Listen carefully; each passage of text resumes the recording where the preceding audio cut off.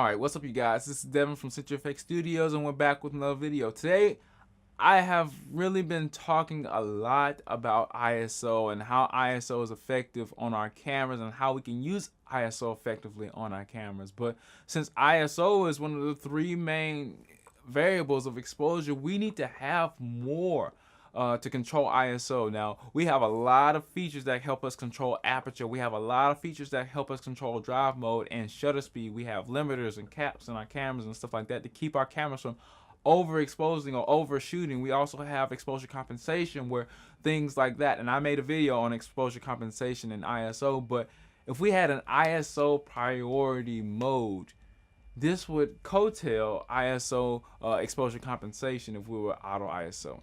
So auto ISOing, I know, probably not a word, but if we were using auto ISO, we need to be able to trim it a little bit better, because not only does ISO invite noise to the image if we have too high of an ISO, but we also have ISO that can burn an image if it's too hot. Like, we don't need that much ISO all the time, and the camera kind of overshoots it sometimes. And a lot of times when I'm on stage and there's spotlights, which means there's a really strong dramatic change in exposure, the camera can't catch on fast enough. So what do? We need an ISO limiter, a cap, an exposure compensation for ISO. We need an ISO priority mode. Why? Because we have an aperture priority mode. We have a shutter priority mode.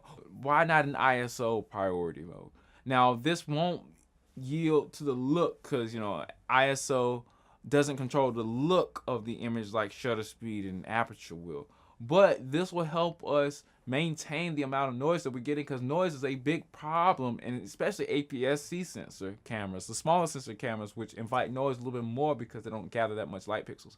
So if you can get us an ISO priority mode, we will be very, very happy. This will help us with a lot of landscapes, a lot of things where things are not moving. If ISO is the priority, then the noise will be down. And that's a lot of times, that's all we want, is the noise to be mitigated. We might not be able to control the look in this mode. And of course, we're going to know, if we're using the mode, what our pros and cons are of using that mode in any given situation. But I think an ISO priority mode will be a half decent mode, because we already have auto modes, especially in our smaller cameras. We have auto face mode and sports mode that don't really benefit anything. If you had an ISO priority mode, especially if we were in like a black situation where everything's dark and everything like that, or a candlelit situation, then that's a better auto mode than all the other auto modes, full auto modes that we get and all the other cameras. I think that ISO priority is a good idea. Tell me what you think in the comments below, guys.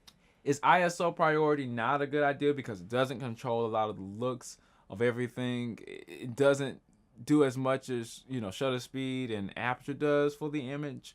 Or do you think ISO priority mode is a good idea? Let me know in the comments below. And I'm Devin with CenturyFX Studios, and I'm off.